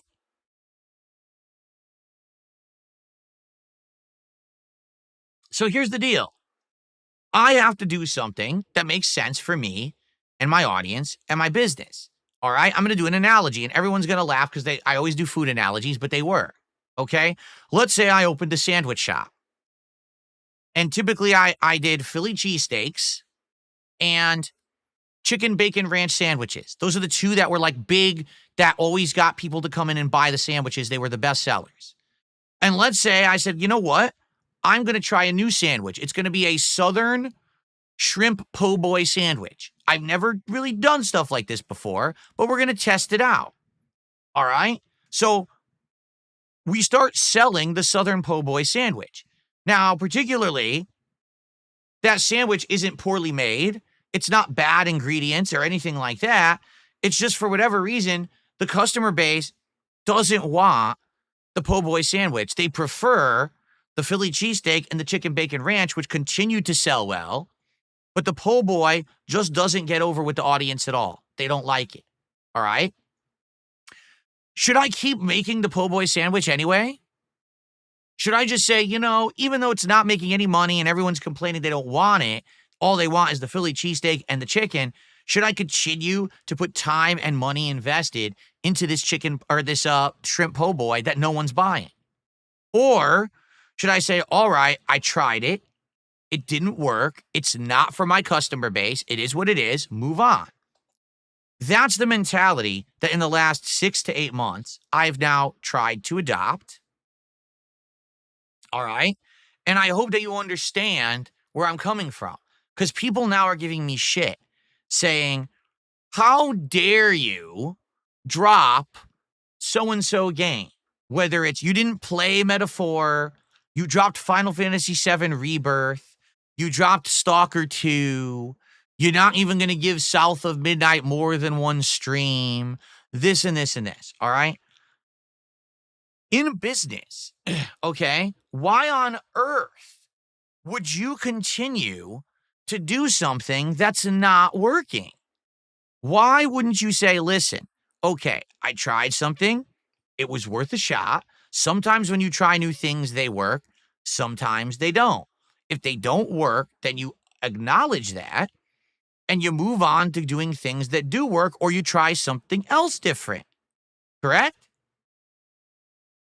So if yesterday I tried South of Midnight Particularly, I didn't dislike it, and I was curious to do another stream. But if the entirety of my audience is telling me the game's not good, it's too woke, and we don't enjoy it, right? That's what they're saying.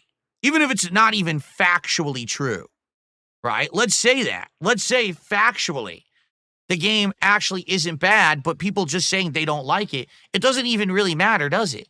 What matters is, am I putting out something, a product for my audience that they want? Yesterday, through your actions of tuning out of the stream, disengaging from the content, telling me that the content was bad because the game was too woke, and not supporting the stream, those actions told me you don't want this product anymore. Move on and do other things. So that's what I'm going to do. So if you now come back at me and say, hey, Phil, why do you drop all games? Why are you a quitter? Why are you not finishing games anymore? And I'm upset with you. I have to be very honest and upfront with you. All right? Because when you are doing something that your customers don't want, you stop doing it. Maybe you're one of the few customers who did like the Shrimp Po' Boy, and you're upset that I'm not going to continue to make it. But if I only sold 5 Shrimp Po' Boys, but I'm selling 500 each of the Philly cheesesteak and the chicken bacon ranch, I have to do what people want to keep afloat. Right now, I'm being pulled in a million directions. People want me to finish ongoing playthroughs while I start up new games. They want me to play indie games, AAA games, middle-of-the-road games. They want me to do other stuff like wrestling commentary. They want me to bring back my throwback nights that I haven't done now since last year. They want me to build the new Piranha Plant Lego. I'm being pulled in a million directions. I have to do with my time as people are going to see fit when it comes to what they feel is valid for their viewership, their time, and their support. Why on earth, if I'm being asked to do a million things, why would I do things that no one wants me to do? Even if I want to do them. Because that's the other thing that a lot of people don't understand. Well, Phil, doesn't that mean you don't have passion for games? No, that's not true at all. What I'm doing right now, this segment during the podcast, is showing you that I have passion for what I do. Because if I didn't, I would have just been like, well, it didn't work. That's it. Moving on. And I wouldn't have ever mentioned it ever again. We would have never had this segment, and I never would have had to justify my feelings about what happened yesterday. I would have just blown it off and not given a shit. But I do care. I want you to understand that I have passion for what I do, and it disappoints me that I'm seeing increasingly people being influenced by online mobs and not even giving games a fair shake, because the case is this may happen more and more and more in the future. Online mentalities of politics and culture are becoming bigger things, right? I can't tell you how many times something's not out yet, a movie, a TV show, a game, a piece of music, and all you hear about is the controversy behind it, this and that, but it's not out yet. How can you even judge it yet? It's not out yet, but they do, and this influences how that thing is received. That's ridiculous. And now it's affecting me in my streams. It is, like, it just doesn't make sense. But that's what I need to start doing, I guess. Like, do I have to literally judge every single game that I play? Am I supposed to be doing all this research ahead of time? Was there social discourse behind it? Did someone make a mean tweet that pissed people off that was involved in the development of this game? Who the fuck cares? And the truth is, no one should. People should stop being such crazy drama queen sissies about this shit. And if you don't care about a game, don't play it. Or if you want to see someone's opinion on a game, watch them play it before you buy it. But if you're joining online hate mobs before you've even seen a piece of anything from a game or a movie or a show, you are completely missing the point of what it is to be an independent, intelligent human. Yesterday really upset me, if you can't tell. That's why I'm talking about this at length on today's podcast. I want people to be open-minded when they come to my streams and understand that we're going to judge together if a game is good on its own merits. Not what they told you or this issue or that. Just, is the game good? I did the same exact thing with Hogwarts Legacy. Do you remember? And do you remember that I really liked the first half of the game and I actually disliked the second half of the game, and I told you that? So I want the ability to do that. But then you have to give me the benefit of the doubt. You have to believe me when I tell you a game isn't woke or isn't slop just because someone else told you that. We're fucking playing it together right now. Can you please open your eyes and start watching and listening and understanding for yourself rather than just hearing the hate moms? Because if not, life's going to get pretty fucked really soon. That we can't even play anything because everything is hated by everyone on the internet. There's a reason that everything sucks. That's an awful toxic mentality to go through life about, you know? I defended Hogwarts Legacy when it came out, and I'm going to defend a game like South of Midnight when people act like that when it comes out, because I'm just being honest about what I'm seeing. And I hope that you understand where I'm coming from. All right? I'm not here to be anyone's dad. I'm not here to be your idol or guru of gaming. I just want people to stop with this toxicity all around life now. I just don't get it. I don't. Why does everyone have to be so hateful towards everyone now? And that, by the way, that goes both ways. If there was a game developer of South of Midnight who went on X and said something stupid and racist against white people, then they should be called out too. But again, that doesn't completely spoil the end product. It just means that that person is kind of an asshole, right? And by the way, there's a lot of assholes in life. And if you think you're ever going to disassociate yourself entirely from things assholes are associated with, you're going to be living in a cave by yourself for the rest of your life because there's a lot of assholes out there, okay?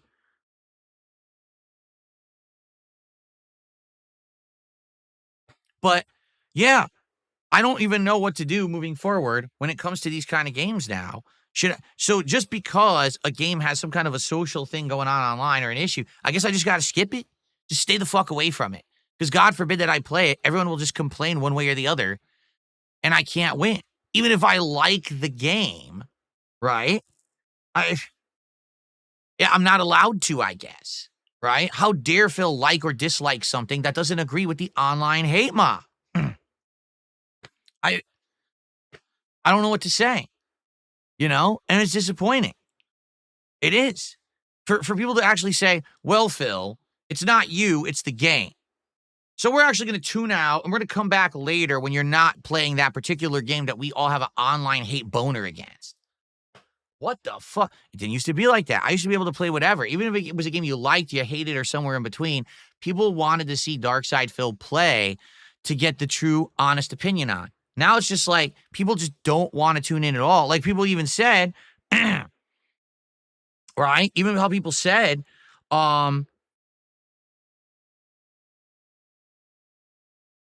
sorry, I got distracted by a moron over on Kick that I had to get rid of. Well, anyway, I'm not going to play it anymore because I'm not going to put up with it. And I'm not going to be, like I said, I have to make judgments based off of what people are going to show up for and care about. I can't play this game. Like, I'm literally not allowed to. And the truth is, I wasn't in love with the game either. But certainly, this would have been a game that I would have at least given a second shot to, done a second stream.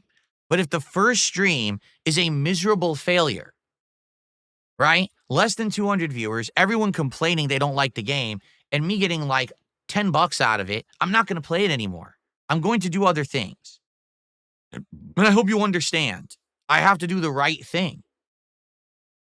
And sadly, that's the right thing in the modern day is since I have the ability to jump between games, I can afford to play whatever game I want.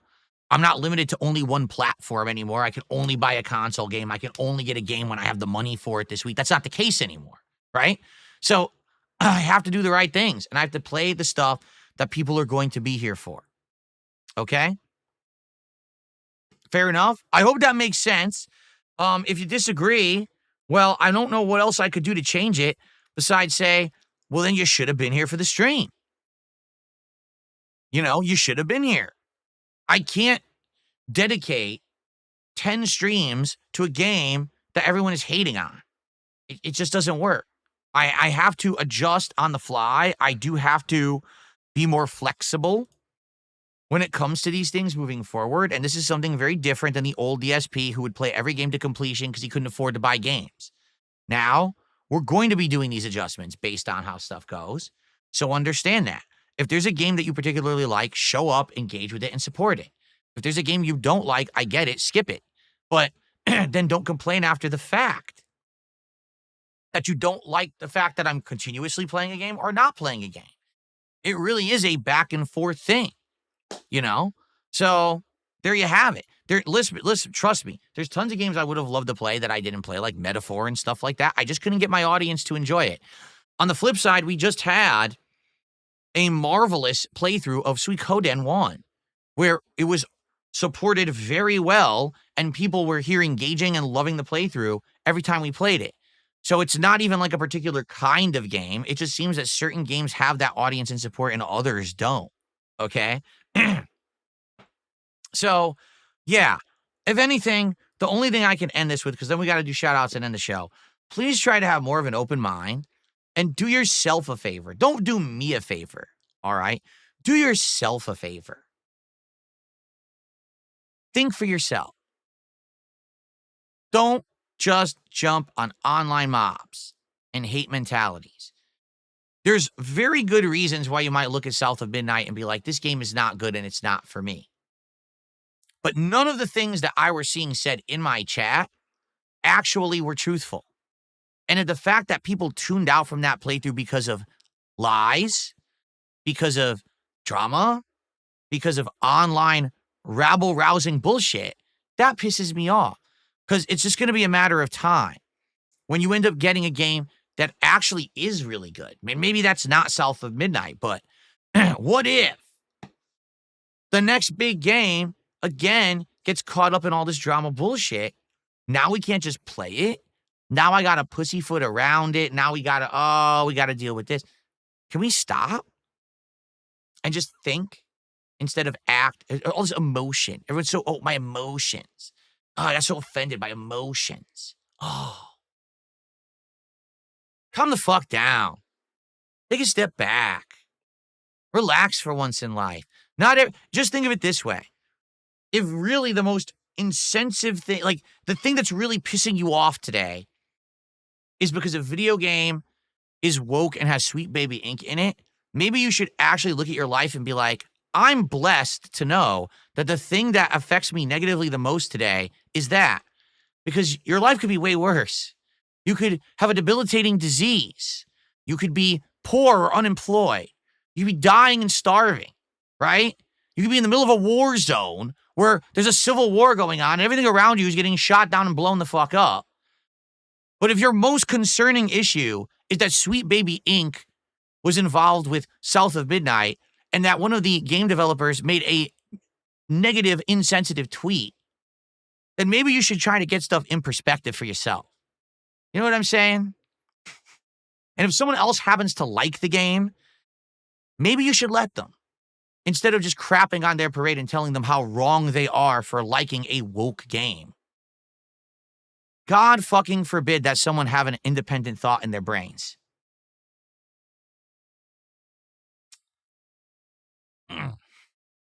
All right, let's do some shout outs.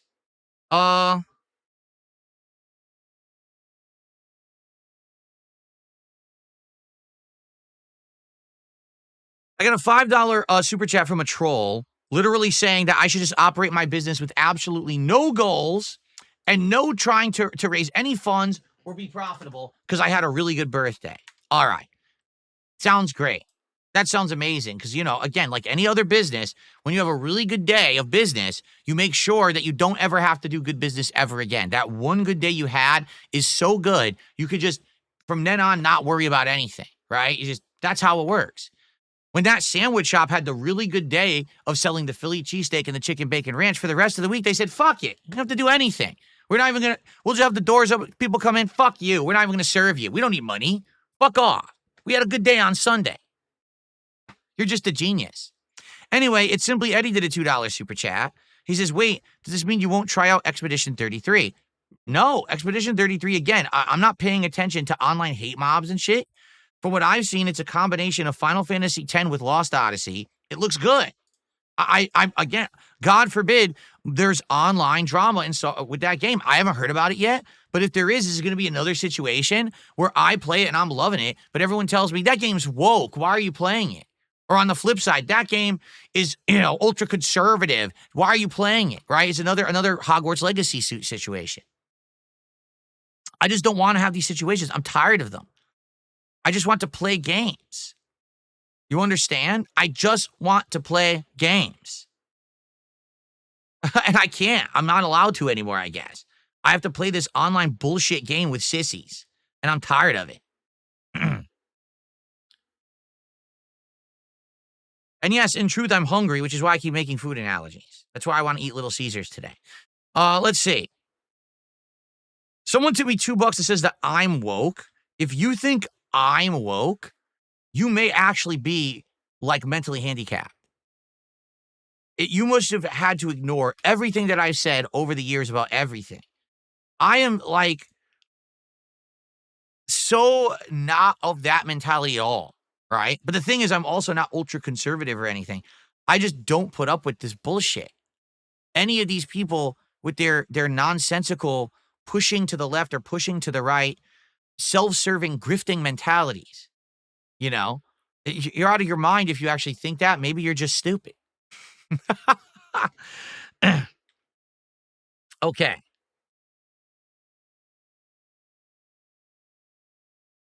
Beaver Bother tipped $1.50 says, because we didn't like the game, we have to get scolded. Well, if you didn't like the game, all right, and you just said, okay, I don't like it, I will not tune into that stream and I'll come back when Phil plays a game I like, then that's not what that whole section was just about.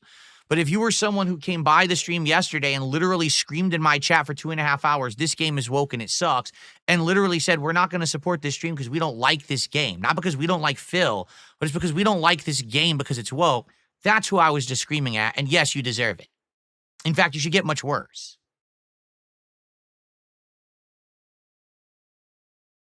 Okay.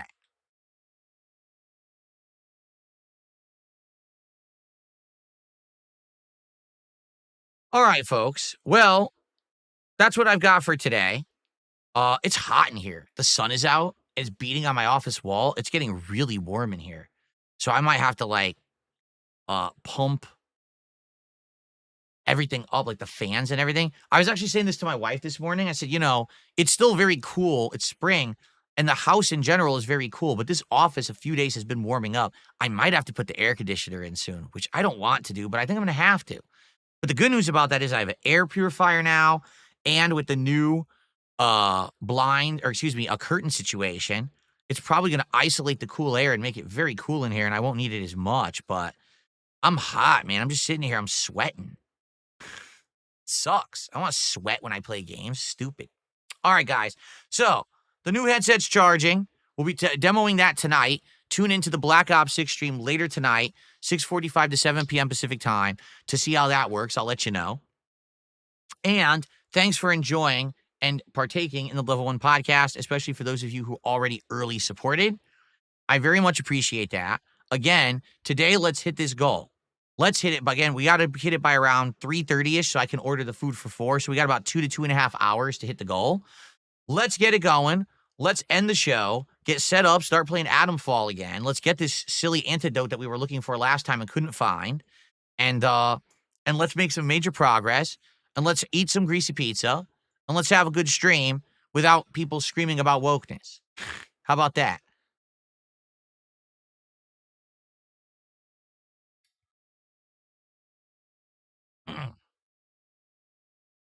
No, Usagi Jojo, I've had enough. I'm going to directly address you. He says, it's weird. Phil's blaming his viewers for the politicization that SPI brought upon themselves and in fact was their jobs to do so. No, Usagi Jojo, I'm blaming you for bringing that to my stream. My stream had nothing to do with Sweet Baby Inc. Zero. My stream was supposed to be a neutral place to judge the game on its own merits.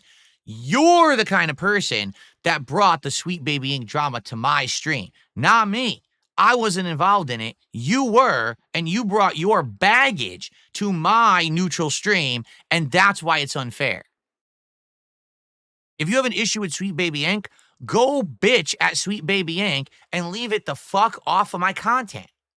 What don't you get about that? That's not rocket science. Leave the drama out the fuck of my streams because I don't do drama streams. I don't need this brain rot bullshit on my fucking stream.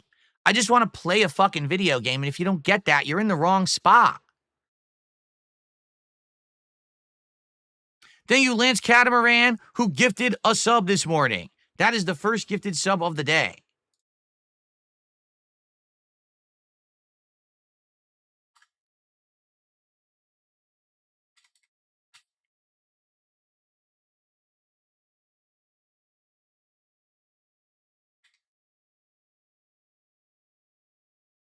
Thank you. We're now over $60 and climbing of support. Excellent. All right, let's end the show because I got to end this podcast, take a brief break to use the bathroom, come back. I want to play about 2.5 hours of Adam Fall today, and we already ran late again. So thank you guys for watching the Level 1 podcast. Remember, tomorrow will be a fun day. All right, we'll be talking about all kinds of stuff going on in gaming and the like. But also remember, tomorrow we got the new game, Blueprints, premiering, and we've got Smart Guys going on. So it's going to be an interesting day tomorrow, to say the least, okay? Thank you guys very much for watching, and I will see you tomorrow for another fun show. Peace out, and I'll see you then.